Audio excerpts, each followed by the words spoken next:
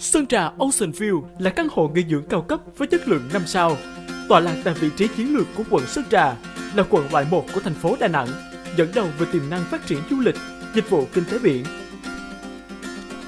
Sở hữu vị trí vàng trên tuyến đường huyết mạch Ngô Quyền rộng 48m, đồng thời là hành lang kinh tế đông tây của cả nước. Sơn Trà Ocean View dễ dàng kết nối với nhiều địa điểm du lịch, dịch vụ hàng đầu Đà Nẵng.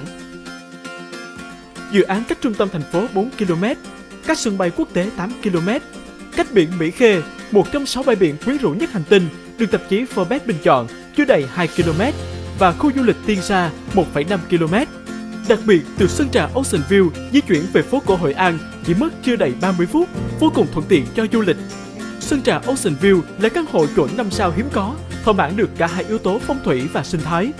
Với view 4 mặt tiền đường Ngô Quyền, Đinh Công Trứ, Phan Bá Phiến và Nam Thọ 6, căn hộ mang đến những góc nhìn tuyệt đẹp, dễ dàng chiêm ngưỡng cảnh quan tuyệt vời của biển, núi Sơn Trà, sông Hàn đến cầu Thuận Phước và ngắm nhìn trọn vẹn một Đà Nẵng căng tràn sức sống, phát triển từng ngày. Đặc biệt, xét về phong thủy, Sơn Trà Ocean View có thể tựa sơn nghênh thủy, lưng dựa vào núi, mặt hướng ra biển, chính là địa thế đại cát, giúp hưng tài, đắc lộc, vạn sự hanh thông, mang lại vận khí tốt cho gia chủ.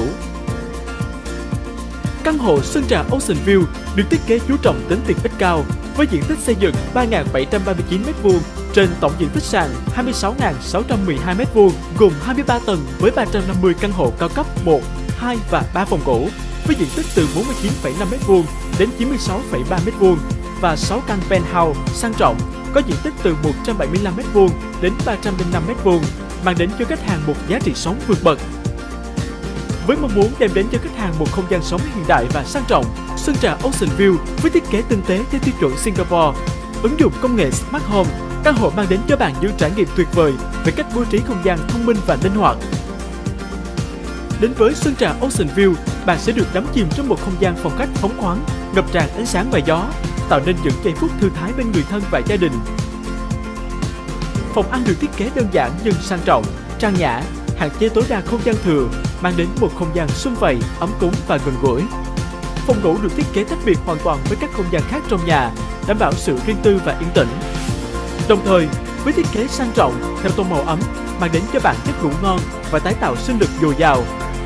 Phòng bếp, nhà tắm được bố trí khéo léo, gọn gàng với những món đồ nội thất tiện nghi, xinh xắn, tô điểm thêm cho căn hộ thêm sinh động.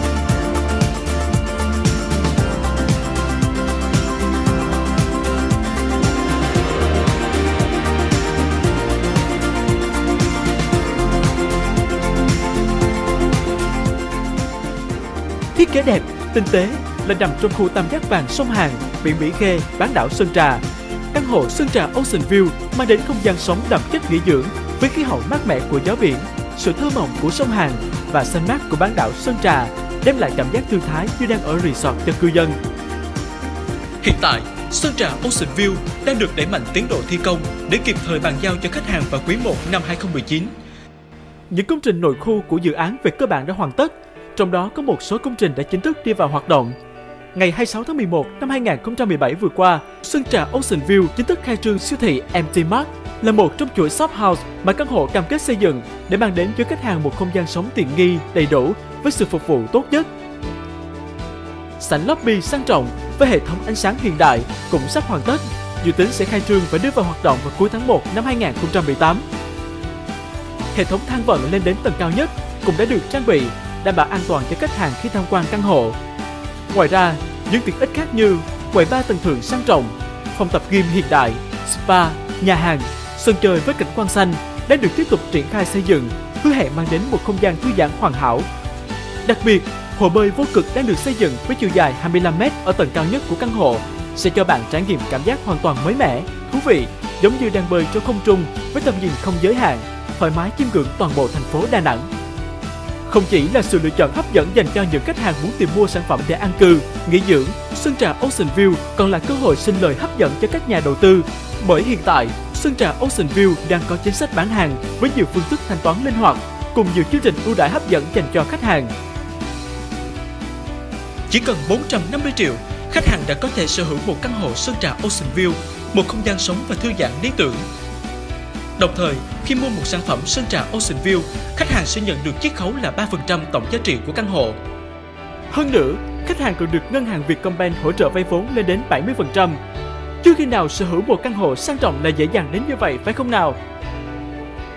Ngoài ra, Sơn Trà Ocean View còn nhận ủy thác kinh doanh với mức lợi nhuận hấp dẫn cho quý khách hàng khi tham gia ký kết chương trình cho thuê dài hạn với mức lợi nhuận cam kết là 8% một năm trong vòng 5 năm.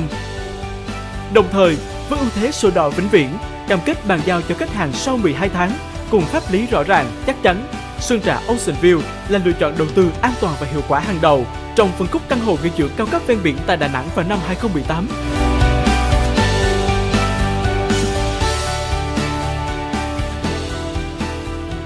Sơn Trà Ocean View, nơi nâng tầm giá trị cuộc sống.